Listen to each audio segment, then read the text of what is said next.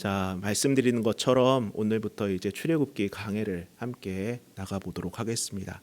자, 출애굽기에 본격적으로 들어가기에 앞서서 먼저 우리가 꼭 알아야 될 것이 있습니다. 바로 출애굽기에 대한 배경 지식이 좀 필요하다라는 겁니다.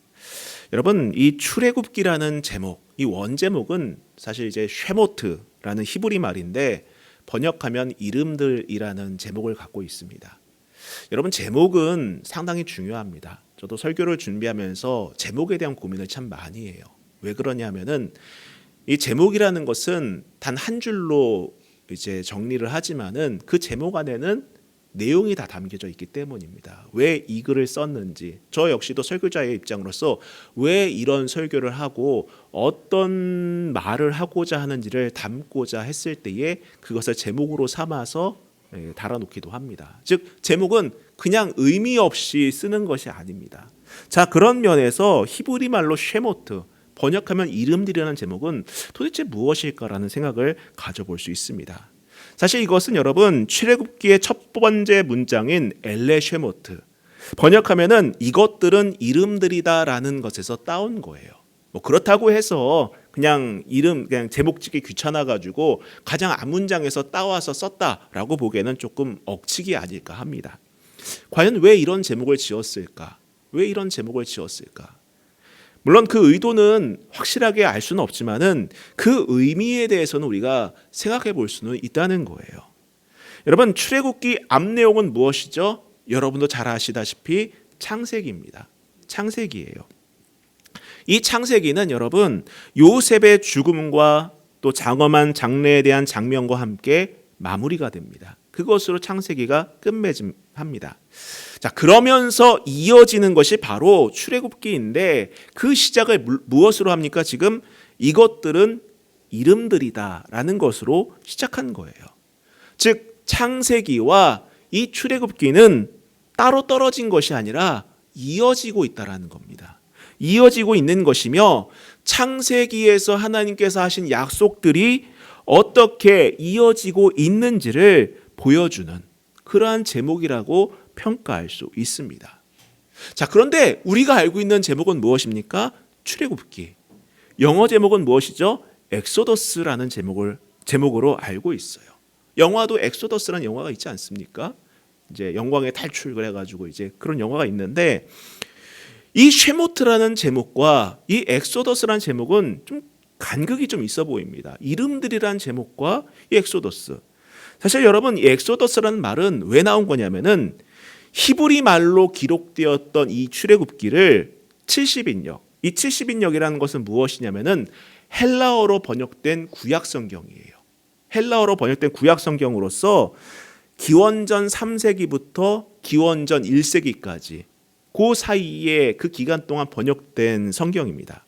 자, 이 70인역으로 번역이 되면서 그 제목을 엑소도스, 즉 떠남, 이탈, 나감에 따른, 나감이라는 의미를 가진 그 엑소도스를 따라가면서 이 영어의 엑소더스라는 제목을 가져온 거예요. 참고로 이 70인역은 앞서 말씀드렸다시피 기원전 3세기부터 1세기까지 번역된 그런 성경입니다. 왜 그랬냐? 당시 국제적인 통용어는 뭐 요즘은 영어지 않습니까? 근데 그 당시는 이제 그리스어, 헬라어였어요. 고대 헬라어. 그 당시에 통용되는 말 그거였습니다. 이 당시 히브리 말에 익숙하지 않았던 유대인들이 흩어져 살았었어요. 왜 그렇습니까? 나라가 멸망해서 이제 말 그대로 디아스포라, 이제 유대 공동체를 여러 나라에서 이루고 살았습니다. 그러다 보니 자연스럽게 어떤 일이 발생합니까? 모국어를 잊어버리는 거예요. 모국어를 잊어버리는 겁니다. 히브리 말을 잘 알지 못합니다. 뭐 우리나라 같은 경우도 외국에 뭐 이민을 가거나 그러면 뭐 이민 2세나 3세 같은 경우는 한국말을 잘 표현하기 힘들어해요. 그 글을 읽기 어려워합니다. 영어를 편하게 생각합니다. 그것처럼 그 시대에 유대인들에게 구약을 가르쳐주기 위해서 어떤 것을 했느냐? 히브리 말로 돼 있던 것을 이제 헬라 말로 번역해서 이제 읽히게 했다라는 거예요. 그래서 이 70인역이 나온 것입니다. 자, 근데 여러분 보세요. 왜 이렇게 제목이 바뀌었을까? 아니, 뭐 쉐모트 이름들 그럼 뭐 names 하면 될 거 아니에요. 이름들 그대로 따라오면 될 텐데 왜 엑소더스라고 이 이탈, 나감, 탈출 이런 걸로 해놨을까? 왜 이렇게 바뀌었는지 또 그것 역시도 자세하게 우리가 알 수는 없지만은 적어도 출애굽기가 후대에 주는 목적, 그리고 그 당시 전 세계에 흩어져 살던 유대인들을 말 그대로 이제 디아스포라 생활을 하던 유대인들이 이 출애굽기를 읽어가면서 이 구원의 사건을 계속 기억함으로써 자신들의 정체성을 형성하고 지켜내기 위함이 아니었을까라고 추측해 볼 수 있다라는 겁니다. 즉 그 당시에 흩어져 있는 많은 유대인들이 이 출애굽기를 읽어가면서 우리는 어떤 민족이구나, 우리는 누구를 섬기는 사람들이구나, 이러한 정체성을 확립하기 위해서 이러한 제목을 쓰지 않았을까 이렇게 생각해 볼 수 있다는 것입니다. 자, 결과적으로 여러분 보세요. 각각의 이 두 제목, 쉐모트라는 제목과 또 엑소더스라는 제목, 즉 이름들이라는 제목과 탈출이라는 제목, 이 각각은 출애굽기를 처음 접하는 성도들이 하나는 언약의 완성이라는 관점에서 접근을 하고, 또 다른 하나는 하나님 백성들이라는 그 정체성을 어떻게 형성해야 하는지에 대한 관점으로 접근하게 한다라는 거예요. 그래 우리는 그런 마음으로 이 출애굽기를 읽어가야 하는 것입니다. 자, 참고로 하나 더 말씀드리면은요, 이 출애굽기는요, 과거 이제 식민 지배를 받던 민족들에게 많은 사랑을 받았다고 합니다. 그도 그럴 것이 여러분, 출애굽기의 주된 내용이 무엇입니까? 압제받던 노예가 그 압제에서 벗어나 새로운 나라를 건설하고 새로운 민족을 이루어가는 그러한 역사적인 사건을 다루고 있기 때문에 당시 많은 탄압을 받고 억압을 받던 민족들에게 사랑을 받았던 그러한 말씀이라고 말을 합니다. 그렇죠? 공감대를 형성하기 때문이겠죠. 자, 근데 여러분, 우리도 그런 부분에 대해서 영화로서 많이 접했죠. 자, 그럼에도 불구하고 우리가 이 출애굽기를 읽어가면서 선입견을 갖지 말아야 할 점이 있어요. 그것이 무엇이겠습니까? 바로 이스라엘 백성들이 애굽에서 탈출한 목적은 단순히 그들이 자유롭게 살기 위함이 아니라는 겁니다. 단순히 억압에서 벗어나 자유민으로서 살아가는데 그 목적이 있었던 것이 아니라는 거예요. 바로 여호와 하나님을 섬기기 위한 자유가 1차적인 목적이었음을 우리는 기억해야 합니다. 그것을 잊지 말아야 한다는 거예요. 여러분, 과거 종교개혁 당시에 그 종교개혁을 이끌던 마틴 루터 있지 않습니까? 제가 예전에 한번 말씀드린 적이 있는데, 그 마틴 루터에 대한 종교개혁에 관해서 책을 읽어보면 이런 내용이 있어요. 저도 좀 충격적이었는데, 이제 마틴 루터가 종교개혁을 일으켰던 도시가 어디였습니까? 비텐베르크였어요. 이 비텐베르크 성당에다가 95개조 반박문을 써붙이면서 이제 종교개혁이 이제 시작을 했습니다. 종교개혁이 일어났어요. 새로운 게 이제 일어났고, 갱신이 일어났고, 개혁이 일어났습니다. 근데 노년에 이 마틴 루터는요, 그 비텐베르크 도시를 떠나고 싶어 했다고 합니다. 왜 그런가 했더니, 이제 마틴 루터가 외쳤던 것이 무엇입니까? 오직 믿음으로, 오직 은혜로, 오직 말씀으로 이제 그걸 외치면서 종교개혁을 이루었는데, 그 마틴 루터를 따르던 많은 제자들이 이런 생각을 했다라는 거예요. 그래, 우리는 믿음으로 구원받았으니까는 마음대로 살아도 돼. 어떤 일을 해도 괜찮아. 이런 마음을 가졌다는 거예요. 그러니까는 오히려 더 나는 믿음이 있다라는 것을 빌미로 해서 방탕하고 방종한 삶을 살아서, 그것을 보면서 마틴 루터는 내가 이러려고 종교개혁한 것은 아닌데 라는 생각을 하면서 떠나고 싶어 하진 않았을까라는 생각을 했다라는 거죠. 여러분, 우리의 삶도 목적 없는 자유는 자유가 아닙니다. 그렇지 않습니까, 여러분? 아무리 우리가 이 땅에서 자유인으로 산다고 하지만은 목적 없이 산다? 그것이 자유다? 여러분, 그건 자유가 아니에요. 그것은 방종이나 게으름으로 읽혀 나갈 수 있는 겁니다. 그건 자유가 아니죠, 여러분. 방종 아니면 게으름, 둘 중에 하나라는 거예요. 모든 자유에는 여러분, 책임과 의무가 따르기 마련입니다. 분명한 책임이 따르고 분명한 의무가 따른다는 거예요. 특별히 그리스도인의 자유는 어떤 자유겠습니까?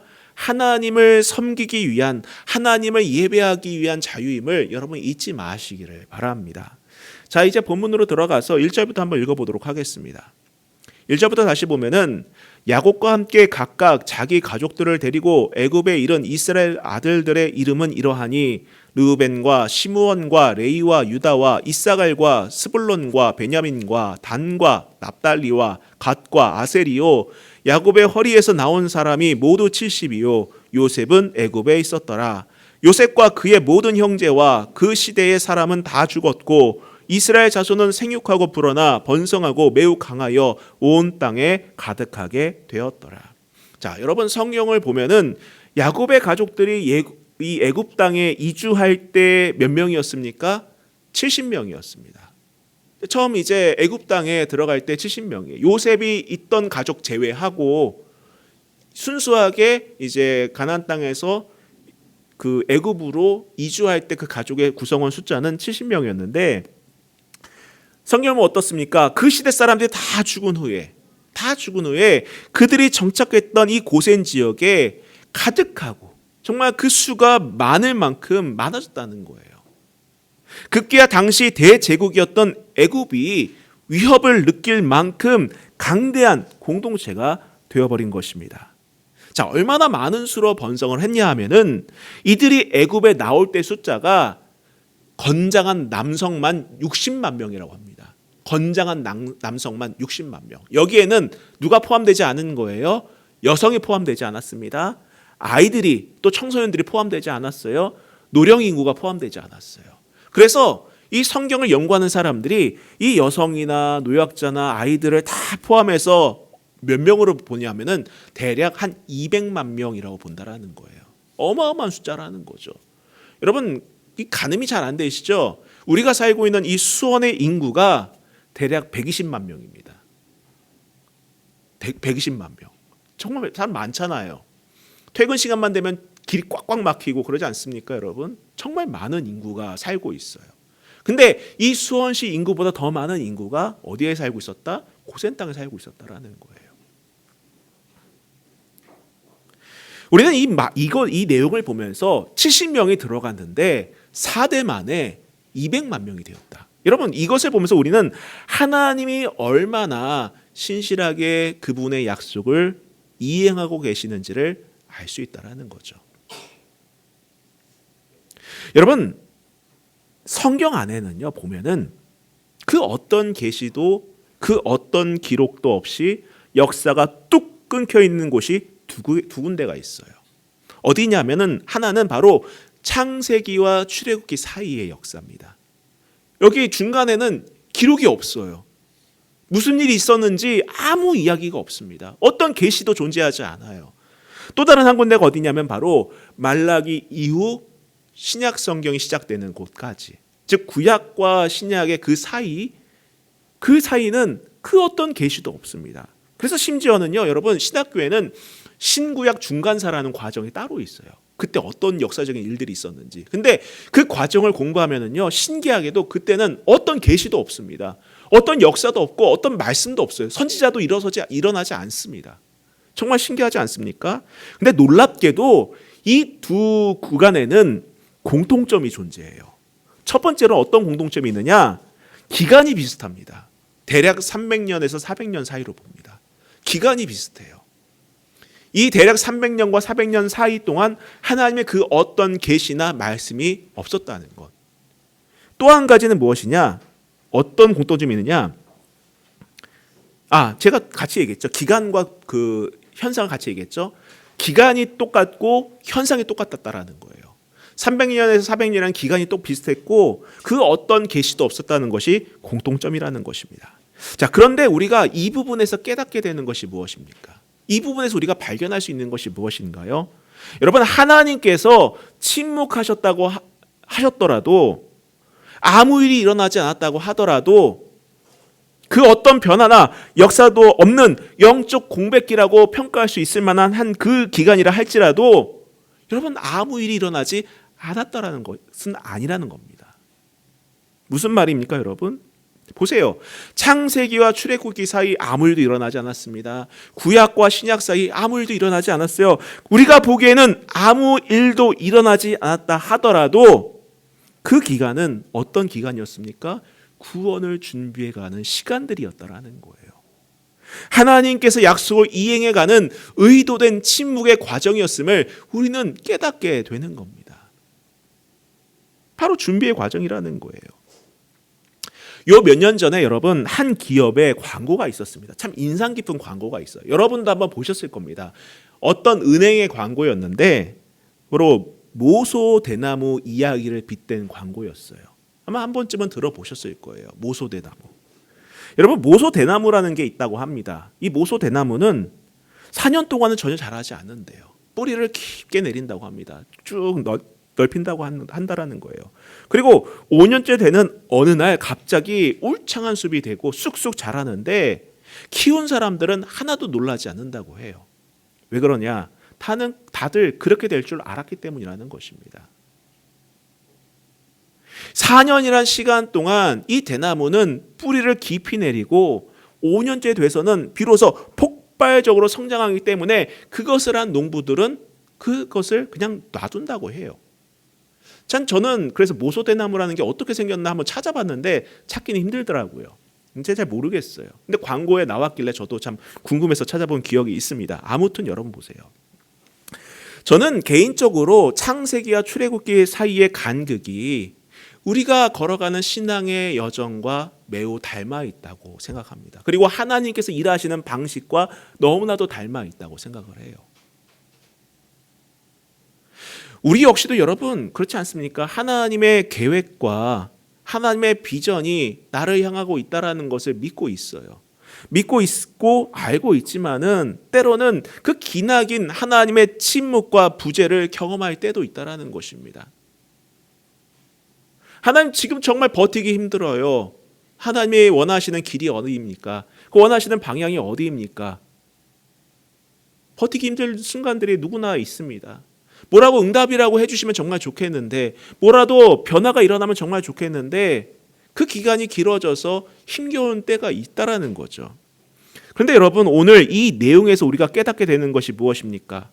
그것은 우리의 삶이 멈춰 있는 듯 느껴지는 시기를 지나더라도 결코 그것이 하나님이 일하지 않는 시간이 아니라는 거예요. 하나님이 개입하지 않고 하나님 그 어떤 역사도 행하지 않고 그 어떤 일도 진행하지 않는 그러한 그냥 침묵과 어둠의 시기가 아니라는 것입니다. 수면 아래서 우리가 인지하지 못하는 저 너머에서부터 하나님께서는 그분의 시간표에 맞게 일하고 계시는 시기임을 여러분 깨달아야 한다는 거예요. 여러분 구약과 신약 사이, 창세기와 출애굽기 사이, 그 사이는 비어 있지만은 결코 하나님께서는 그 시간조차도 헛되이 그리고 아무 일도 안 하는 그러한 시간이 아니었습니다.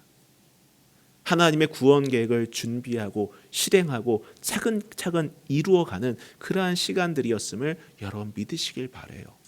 여러분 우리가 때로는 어려운 때가 있을 겁니다. 답답한 순간이 있을 거예요. 그 순간도 여러분 우리를 만지시고 만들어 가시고 우리를 인도하시는 과정의 기간임을 여러분 믿고 힘을 낼 수 있기를 주님의 이름으로 부탁드립니다. 여러분 그렇기 때문에 우리는 내 삶이 멈춰 있거나 하나님께서 침묵하시는 것과 같이 그러한 시간을 보내는 순간에도 우리 안에는 하나님이 일하고 계심에 대한 확신을 놓지 말아야 합니다.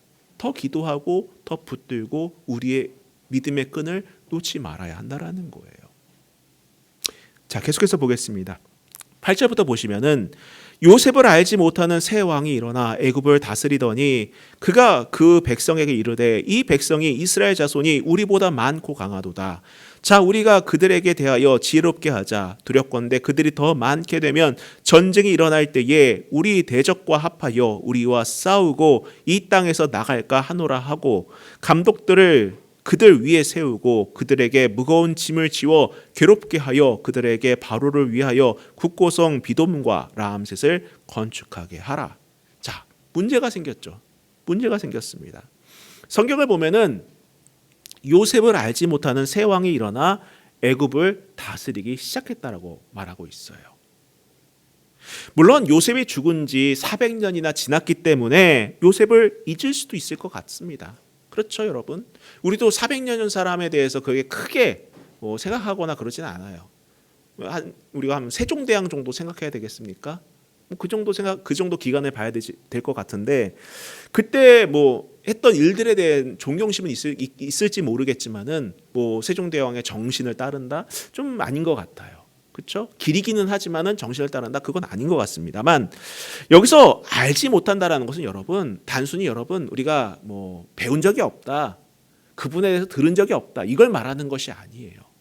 성경에서 알지 못한다라는 것은 단순히 지식적인 것만이 아닙니다. 지식적인 것만이 아니에요. 즉 역사적인 기록에 따라 요셉을 알 수는 있었지만은 여기서 알지 못한다라는 의미는 무엇이냐면은 그와 그의 동족인 이스라엘 민족들을 인정하지 않는다라는 의미입니다. 인정하지 않는다라는 거예요. 오히려 바로는 인구가 크게 늘어나 강성해진 이스라엘 민족에게서 큰 위협을 느낀 것입니다. 최근에 우리 성도님들과 함께 독서 모임을 하고 있어요. 그래서 팀 켈러의 내가 만든 신이라는 책을 읽고 함께 이야기를 나누고 있습니다. 다양한 주제로 생각을 공유하고 할 수 있어서 참 감사하고 좋은데, 그 책 내용 중에서 오늘 설교의 주제와 좀 부합되는 챕터가 하나가 있어서 소개해 보려고 합니다. 자, 권력의 의지는 두려움의 또 다른 얼굴이다라는 챕터예요. 그 내용을 읽어보면서 참 공감되는 부분이 하나가 등장합니다. 거기서 보면은 정치나 권력 자체가 우상이 되어버리는 경우를 얘기하는데, 오늘 바울의 모습을 투영하는 것 같습니다. 아니, 바로뿐만이 아니라 권력 자체가 우상이 되어버려서 잘못된 선택을 하는 여러 권력자들의 공통된 모습이라고도 하겠죠. 바로 자신의 권력을 절대화해서 다른 모든 관심사를 거부하면은 폭력과 불의가 당연하게 자행될 수 있다라는 거예요. 어쩌면 이 바로는 자신의 권력이 우상이 된 나머지 이스라엘 민족에 대한 탄압을 당연시 여기지 않았을까라는 생각도 해볼 수 있다라는 거예요.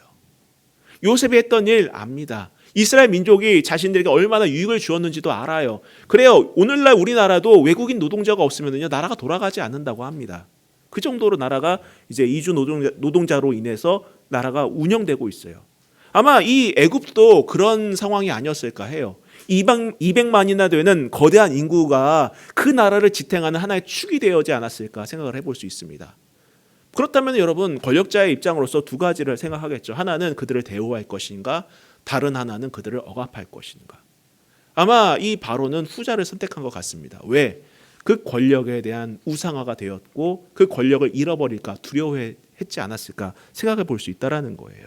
자, 아무튼 4대전에 이스라엘을 받아주었던 이 애굽이 이제는 박해와 압제의 땅이 되어버린 것입니다. 이것은 분명 민족적인 위기이며 시련이지만 동시에 여러분 보세요. 동시에 가나안 땅을 주시겠다는 약속을 이루실 때가 찬 하나님의 섭리 중 일부가 되는 점도 부인할 수 없다라는 거예요. 여러분 여기가 좋사오냐면 나갈 생각을 하겠습니까? 나갈 생각을 안 한다라는 겁니다. 그렇지 않습니까 여러분? 여기가 좋습니다. 여기가 제일 편안합니다. 여기서 벗어나서 내가 그 어떤 것도 할 수 없을 것 같습니다. 여기가 최고입니다. 라는 생각을 가지면 사람은 떠날 생각을 하지 않아요. 나갈 생각을 하지 않는다라는 것입니다. 즉 이 바로의 포갑은 다른 면에서 본다면 때가 찼다는 하나님의 사인이라고도 할 수 있다라는 거예요. 여러분 손에 쥔 것을 놓아야지 새로운 것을 잡을 수 있습니다. 그렇지 않습니까? 아이들 보세요. 저도 아이를 키울 때 느꼈던 거지만은 무언가를 줄 때 자기 손에 물건을 쥐고 있으면 울고 있어요. 저것도 갖고 싶은데 내 손에 있는 것을 놓기 싫다라는 겁니다. 여러분 우리의 모습이 그래서는 안 된다라는 거예요. 이전 곳을 떠나야지 낯설지만 새로운 시작이 시작되는 것입니다. 애굽의 핍박의 때가 차서 새롭게 시작된 구원의 서막이 된 것처럼 여러분, 우리의 삶이 고단하거나 때론 불합리한 위기에 놓이더라도 그곳에서 하나님이 일하시는 섭리와 그 계획은 계속된다는 사실을 잊지 마시기를 부탁드립니다. 여러분, 두려워하지 마세요. 지금 내가 누리는 것에 대해서 놓칠까 봐 염려하지 마시기를 바랍니다. 하나님, 이게 좋습니다. 이게 좋습니다 하면은요, 발전이 없어요. 변화를 경험할 수 없습니다. 더 나은 하나님의 계획하심에 나아갈 수가 없다라는 거예요. 하나님, 왜 평안한 내 삶에 돌을 던지십니까? 하나님, 내 안정된 이 삶이 왜 불안해집니까? 아니에요, 여러분. 이스라엘이 불안해야지 그들이 나갈 생각을 갖는 것처럼, 나가야지만이 가나안이라는 하나님의 약속하신 땅에 들어가게 되는 것처럼, 여러분, 우리는 그 하나님의 계획에 대한 철저한 믿음을 가져야 한다는 거예요. 불안에 대한 새로운 시각으로 접근할 수 있기를 바랍니다. 두려움에 대한 새로운 관점으로 접근할 수 있기를 바랍니다. 오히려 기대하세요. 물론 두렵겠죠. 염려가 되겠죠. 근심이 되겠죠. 그런 가운데서도 여러분, 우리가 가져야 될 것은 무엇이겠습니까? 주님, 나에게 놓을 용기를 주옵소서. 그리고 하나님께서 계획하신 예비하심을 기대하는 마음을 갖게 하옵소서. 그것을 준비하게 하옵소서. 담대하게 그 길을 나아가게 하옵소서라고 기도하는 우리 성도들이 될 수 있기를 주님의 이름으로 부탁드립니다. 여러분,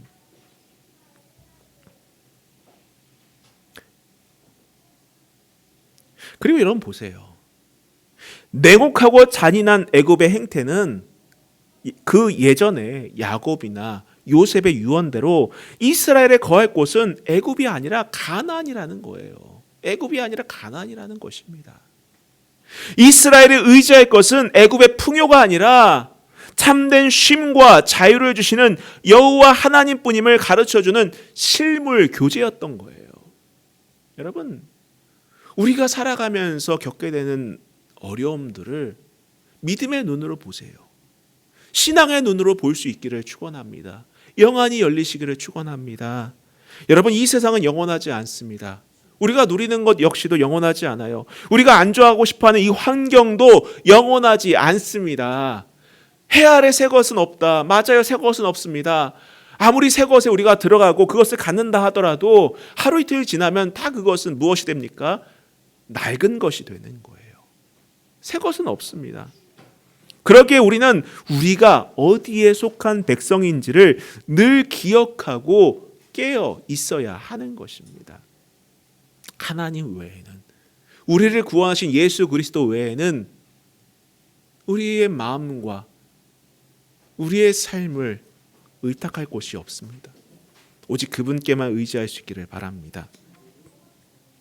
자, 12절부터 읽어 마치도록 하겠습니다. 그러나 학대를 받을수록 더욱 번성하여 퍼져가니 애굽 사람이 이스라엘 자손으로 말미암아 근심하여 이스라엘 자손에게 일을 엄하게 시켜 어려운 노동으로 그들의 생활을 괴롭게 하니 곧 흙 이기기와 벽돌 굽기와 농사의 여러 가지 일이라. 그 시키는 일이 모두 엄하였더라. 여러분 보세요. 애굽은 압제를 가합니다. 더 어렵게 해요. 더 곤란하게 합니다. 그런데 여러분, 억누를수록 더 강하게 튀어오르는 스프링처럼 이스라엘 자손들은 강력하게 번성하고 더 번창을 합니다. 저는 이것이 우리 믿음의 백성들의 삶임을 확신합니다. 세상이 어려워도, 낙심되는 상황이 오더라도, 세상 사람들은 다 쓰러지고 다 넘어지고 다 절망하더라도 믿음 안에 있는 사람은, 하나님을 구원자로 모시고 예수 그리스도 믿는 믿음 안에 있는 사람들은 결코 그 환경이 우리를 해치지 못한다는 것을 여러분 꼭 믿으시기를 바랍니다. 오히려 누를수록, 오히려 어려울수록 우리의 믿음은 더 견고해집니다. 우리의 삶은 주 안에서 승리하게 됩니다. 하나님의 함께 하심을 믿고 나아가는 가운데에 우리는 진정한 기쁨을 맛보게 될 것입니다. 여러분, 이처럼 세상의 권력도 하나님의 언약을 막지 못해요. 우리가 두려워할 것은 무엇입니까? 세상의 권력이 아닙니다. 환경이 아니에요. 무엇입니까? 하나님만 두려워하면 되는 겁니다. 그것을 기억해야 합니다. 그리고 우리를 형통하게 하시는 분도 세상의 권력자가 아니라 누구십니까? 하나님임을 고백할 수 있기를 바랍니다. 그래서 여러분, 어려울수록 더 기도하는 것입니다. 어려울수록 더 말씀을 가까이 하는 거예요. 아무튼 애굽의 압제는 계속됩니다. 그것에 두려워하지 마세요. 세상의 압제와 환경의 막막함에 굴복하지 마시길 바랍니다. 마음에 빛을 품으세요. 빛을 품으세요. 소망을 품으시길 바랍니다. 지금 내 환경과 여건이 안 좋다 하더라도 여러분 안에 있는 그 소망의 빛을 놓지 마시기를 바랍니다. 하나님은 일하십니다. 우리 안에 일하신다는 거예요. 여러분, 선을 행하되 낙심하지 마십시오. 때가 이르면 반드시 이루게 될 것이기 때문입니다. 아무리 세상에 억압과 회방과 회유가 있다 하더라도 하나님의 언약과 그분의 섭리는 반드시 이루어집니다. 하나님은 강하십니다. 하나님은 능력이 있는 분이십니다. 하나님은 그분의 약속을 반드시 이행하시는 분이십니다. 이 믿음 갖고 이번 한 주도 살아내면서 여러분 모두가 기적과 간증의 주인공이 될 수 있기를 주님의 이름으로 축복합니다. 우리 같이 찬송하고 기도하도록 하겠습니다.